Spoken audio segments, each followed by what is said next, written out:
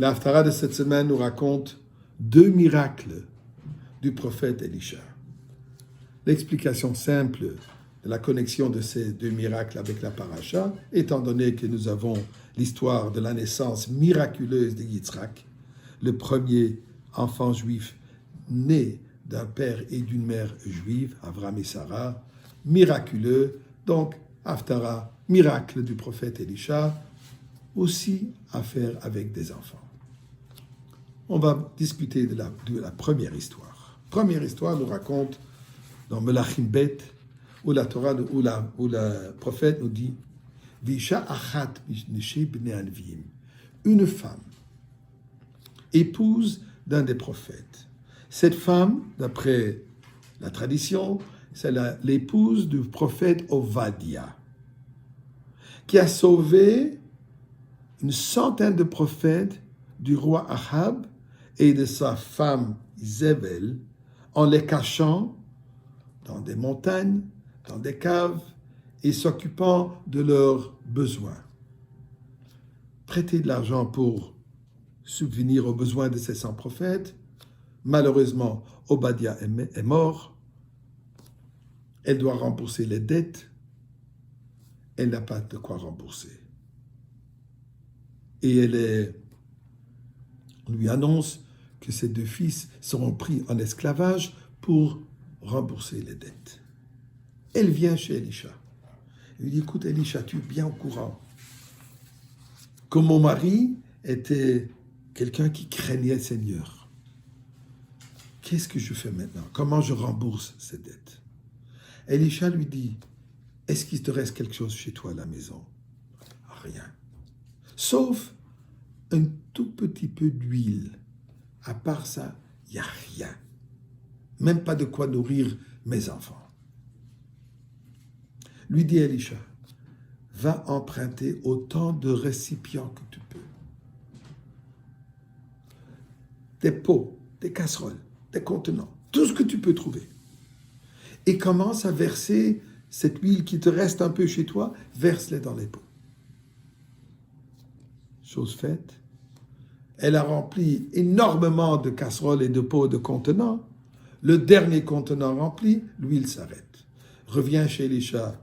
Et maintenant, tu vas vendre l'huile, tu vas rembourser les dettes et le reste, tu auras de quoi vivre. Très belle histoire. Miracle phénoménal. Mais une question, c'est quoi le sens de ce miracle? Est-ce que c'était vraiment nécessaire pour Elisha de faire un miracle à travers une production d'huile? Est-ce qu'il n'aurait pas pu tout simplement, miraculeusement, lui trouver l'argent? C'était bien plus simple qu'avoir tout à coup toute une production de l'huile. Nous dit l'Alter Rebbe, l'explication est la suivante. Rabbi Shneur Zalman de Liadi, le fondateur de Chabad, explique la manière suivante. Cette histoire, c'est notre histoire. L'histoire de chacun de nous. Isha Achat, une femme. Qui est cette femme? Cette femme unique, c'est notre âme. Notre âme, descendant de prophète. Prophète, c'est celui qui connaît le message divin. Celui qui connaît la parole divine. Prie au prophète et dit, Ishi met. Ishi que se traduit mon mari, mais Ishi veut aussi dire ma flamme, Esh. Ma flamme en moi est morte. Je n'ai plus de lumière, je n'ai plus d'enthousiasme, je n'ai plus de flamme pour Torah et Mitzvot, pour mon mari. Et c'est ce qu'il dit. Viens chez le prophète, viens chez le tzaddik, il dit, aide-moi à ranimer cette flamme.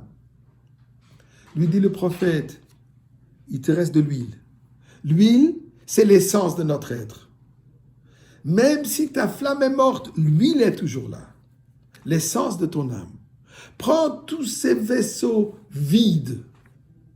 Vaisseaux vides représentent, nous dit l'Alter Rebbe, notre Torah et mitzvot qu'on fait, mais elles sont vides de sens, elles sont vides d'enthousiasme, elles sont vides de lumière, elles sont des actions faites machinalement, sans vie.